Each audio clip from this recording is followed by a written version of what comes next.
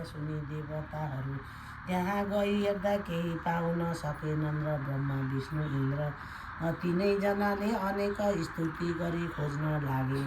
त्यसै बेलामा लाखौँ मृगको फौज देखे। लाखौँ फौज वरिपरि राखी बिचमा अत्यन्त राम्रो 3 आँखा 1 सिंह भएको सुवर्णको जस्तो वर्ण भएको सबैभन्दा ठुलो मृग देखे। त्यो कस्तो बडो स्वभावमान भएको थियो भने स्वर्गका तारा गणका बिचमा पूर्ण चन्द्रमा बस्दा जो शोभा देखिन्छ त्यस्तै मृगहरूका बिचमा रुद्र मृग जस्ता शोभा देखियो। त्यस्तो मृग टाढैबाट ती 3 जनाले देखि उहाँ गई बिन्ती गरे, हे ईश्वर, धेरै दिन भयो कैलाश शून्य छ। हे करुणामय, हामी ब्रह्मा विष्णु इन्द्र 3 जनामाथि करुणा राखी दर्शन दिनुहोस् भनी अनेक स्तुति गरी मृग रूप श्री महादेव भए नै र गए त्यस्ता। तर स्वर्ग आएका देवताहरूलाई देखेर रुद्र मृग उफ्री भागेको देखि विष्णु आज्ञा गर्नुहुन्छ, हे ब्रह्मा, हे इन्द्र, स्तुति गरी महादेवलाई चैतन्य हुने भएन। अब हामी 3 जनाले घेरा दिए समाऊ भन्दा लौ भनी 3 जना 3तिर बसी घेरा दिए। रुद्र मृगका सिंहासन फेदमा विष्णुले समाए। फेरि चतुर्मुख ब्रह्माले माझमा समाए। देवताका राजा इन्द्रले सिंहका टुप्पामा समाए। यस्ता तरहले समाउने बित्तिकै मृग अन्तर्ध्यान भयो। सिंह मात्र 3 जनाका हातमा रह्यो। 3 जनाका बलले समातेको हुनाले सिंह 3 टुक्रा भई 3 जनाका हातमा गए। एक टुक्रा पर्यो। यस्तो भएको देखि हामीहरूले साह्रै अपराध गर्यौँ, अनर्थ भयो। अब कसो गरौँ भनी ती 3 जना त्यहीँ बसी, हे ईश्वर, यो अपराध हामीलाई रक्षा र हामीलाई क्षमा राख्नुहोला। हे वृक्ष बन्द वनजन्य भनी अनेक स्तुति गरे। ब्रह्मा विष्णु इन्द्रले स्तुति गर्दा महादेव प्रसन्न भई ज्योति स्वरूप दर्शन दिई। तब देवताहरू खुसी भई साष्टाङ्ग प्रणाम गरे अनि महादेव आज्ञा गर्नुहुन्छ, हे देवता हो, तिमीहरूका स्तुतिले म सन्तोष भएँ, वरदान माग। यति महादेवको आज्ञा सुनि ब्रह्मा विष्णु इन्द्रले, हे ईश्वर, तपाईँको जप ध्यान हामीहरू कहिल्यै नभुलौँ, सदा सर्वदा हाम्रा हृदयमा रहोस् भनेर देवताहरूले भनेको सुनि महादेवले तथास्तु भनी वरदान दिए। फेरि देवताहरूले, हे ईश्वर, तपाईँको सिंह कहाँ राख्ने हो? 3 टुक्रा बन्न गएकोमा तुल्याएको हाम्रो अपराध क्षमा गरी बक्सनुहोस् भनी बिन्ती गरे। तब महादेव आज्ञा गर्नुहुन्छ, त्यो मेरो सिंह 3 टुक्रा भएको तिमीहरूलाई केही अपराध लाग्दैन, सन्देह नगर। इन्द्रका हातले इन्द्रलोकमा, विष्णुको हातले पातालमा, ब्रह्माको हातले मर्त्यमण्डल मध्ये नेपालको गोकर्णमा लगी स्थापना गर्नु भनी आज्ञा हुँदा ब्रह्मा विष्णु इन्द्र विदा भई महादेवलाई प्रणाम गरी सोही माफिक 3 लोकमा सिंह स्थानमा गरी आफ्ना लोकमा गए। देवताहरू गएपछि महादेव पनि पार्वती भएको ठाउँमा गई पार्वतीलाई काखमा देही। कहाँदेखि अन्तर्ध्यान भई कैलाश पर्वतमा गई नन्दी बिरङ्गी चतुर्षष्ठी योगिनी भूत प्रेत पिशाद प्रमथ गण समेत भई परम आनन्दले रहे। हे अगस्त्य मुनि, तहाँ उपरान्त नैऋत्य कोणमा अब हृतकोणमा अब स्थित कोणमा लङ्कादेखि 10 गुणिव रावण नित्य आई दर्शन गरी श्री महादेवका चरणमा दण्डवत गरी नाची गाई बजाई गाना बजाई तपस्या गरी जान्थ्यो। त्यसै गरी केही काल बितेपछि एक दिन महादेवले विष भाङ तुरु खाए अचेष्ट भइरहेका बेलामा रावण आई दण्डवत गरी नाची मृदङ्ग बजाई गाउन लाग्दा श्री भोलेनाथ प्रसन्न भई हे रावण के माग्दछस् माग भनी आज्ञा गर्नुभयो। रावणले के माग्नु तपाईँका कृपाले सब थोक मसँग छ यति रावणका वचन सुनि एक थोक नमागी त मुख सुख पाउँदैनौ सुख पाइँदैनस् लौ माग भनी फेरि आज्ञा गर्नुभयो। तब रावणका मनमा अब म के मागौँ 32 लक्ष्मीले युक्त भएकी महादेवका काखमा बसेकी पार्वती नै मागौँ भनी श्री महादेव समक्ष बिन्ती गर्यो। हे ईश्वर अब अरू थोक केही मलाई चाहिँदैन यिनै पार्वती मलाई बक्सनुहोस् भनी बिन्ती गर्दा लौ लैजा भनी पार्वतीलाई दिई रावणले जगत माता पार्वतीलाई पीठमा बोकी महादेवसित बिदा भइ गयो।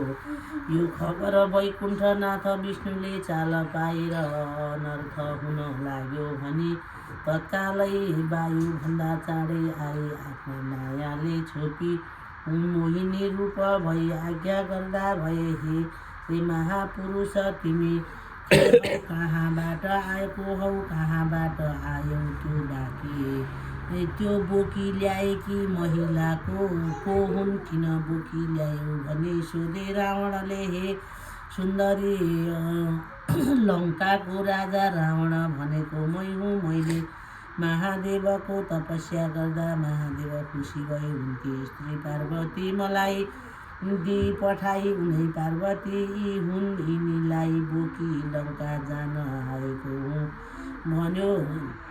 यति रावणका वचन सुनि मोहिनी रूप भन्छन् हे रावण के ती पार्वती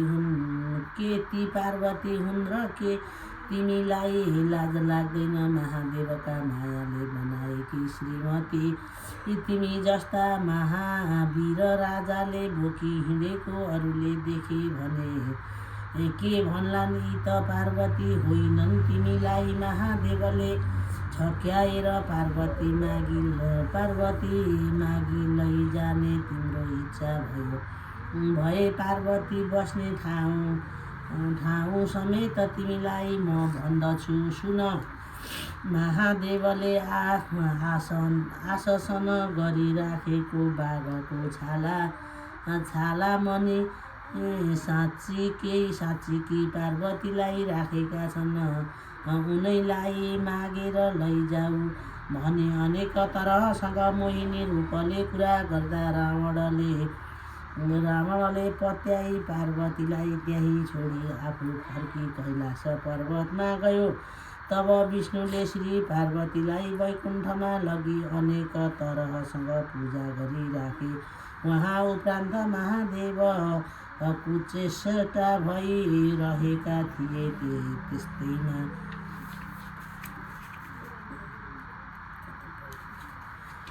त्यस्तैमा रावण फेरि त्यहाँ गई बिन्ती गर्न लाग्यो। हे ईश्वर तपाईँले मलाई छली पार्वती भनी मायाले एउटी स्वास्नी मानिस बनाइदिनु भएछ र मैले थाहा पाएँ बाटामा फाली आएँ।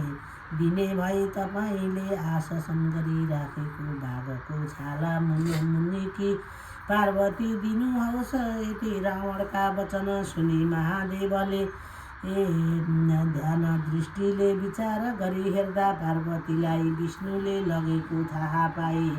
मायाले अर्की एउटा महिला सृष्टि गरी आशासन गरी राखेको बाघको छालाभित्रबाट निकाली लौ लैजान भनी रावणलाई दिनुभयो। रावण अति खुसी भई महादेवलाई प्रणाम गरी महादेवले माया गरी बनाएकी महिलालाई काँधमा बोकी लङ्का गयो। तहाँ पछि श्री विष्णुले पार्वतीलाई ल्याई महादेव कहाँ पुर्याई विष्णु वैकुण्ठमा जानुभयो। हे अगस्त्य मुनि त्यहाँ उपरान्त फेरि एक दिन महादेवले पार्वतीसँग सल्लाह गरी मानस सरोवर तलाउमा राजहंस भई जल क्रीडा गरी खेल्न लागेका थिए। त्यसै बेलामा अन्तपुर नाम गरेको नगरमा जालन्धर बसेको थियो। त्यसकी स्त्री बिन्द्रा पतिव्रता थिइन्। दुई स्त्री पुरुष ठट्टा गरिरहँदा जालन्धर साह्रै खुसी भयो। तब बिन्द्रा भन्दछिन्, हे स्वामी किन हाँस्नुभयो भन्दा जालन्धर भन्छन्, हे स्त्री अरू थोकले हाँसेको होइन, त जस्ती राम्रे स्वास्नी अरू कसको होला भन्ने मनमा लाग्दा हाँसेको हुँ भन्दा बिन्द्रा भन्दछिन्, हे स्वामी म के राम्री छु र महादेवकी स्त्री पार्वती देखे कसो गर्नुहोला भन्दा जालन्धर भन्छन्, हे स्त्री यो कुरा साँच्चै हो कि? त्यसो भए पार्वतीलाई छल गर्न जान्छु भने बिन्द्रासँगबाट विदा भई मायाले महादेवको स्वरूप धरी कैलाश पर्वतमा जाँदो भयो। महादेव स्वरूप जालन्धर आएको देखि पार्वतीले हतपताई महादेव आउनुभयो भने हातमा सुनको कमलडलुमा जल लिई गोडा धुनु ढोकामा आइन्। पार्वती ढोकामा आएको देख्ने बित्तिकै महादेवको भेष गरी गएको जालन्धर मूर्छा भई भूमिमा गिर्यो। तब जगत माता पार्वतीले ध्यान दृष्टिले विचार गर्दा जालन्धरले छल गर्न महादेव रूप भई आफू कहाँ आएको थाहा पाई द्वारपाललाई आज्ञा गरिन्, हे नन्दी भृङ्गी हो, यहाँ कोही आयो भने भित्र नपठाउनु भने कसैले नदेख्ने ठाउँमा गई लुकी क्रुद्ध भई विष्णुको आराधना गरिरहिन्। पार्वती क्रोध भई आराधना गरेको अन्तर्यामी भगवान श्री विष्णुले थाहा पाई शङ्ख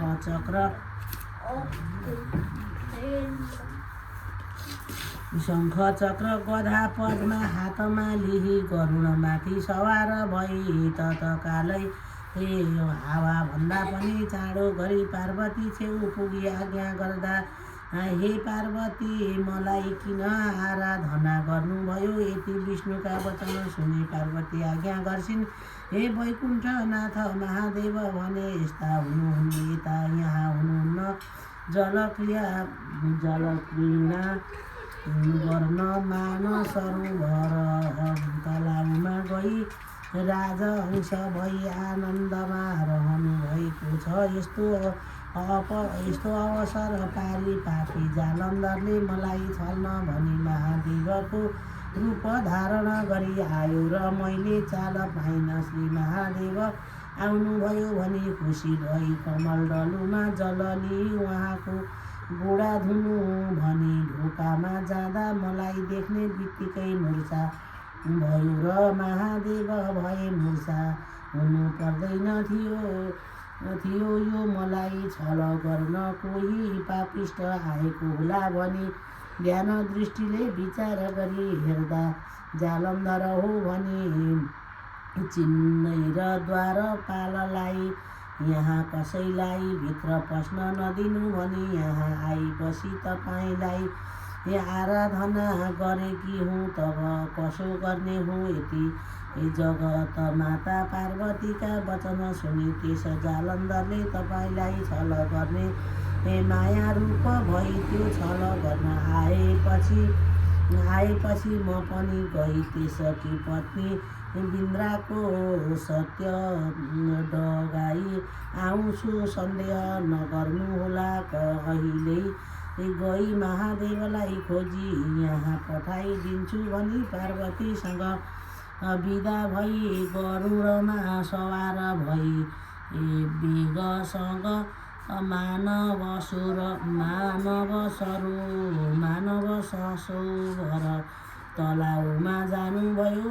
हे अगस्त्य मुनि जसले त्यो 16औं अध्याय पाठ गर्छन् अथवा सुन्छन् सुनाउँछन् त्यसलाई अरूद्वारा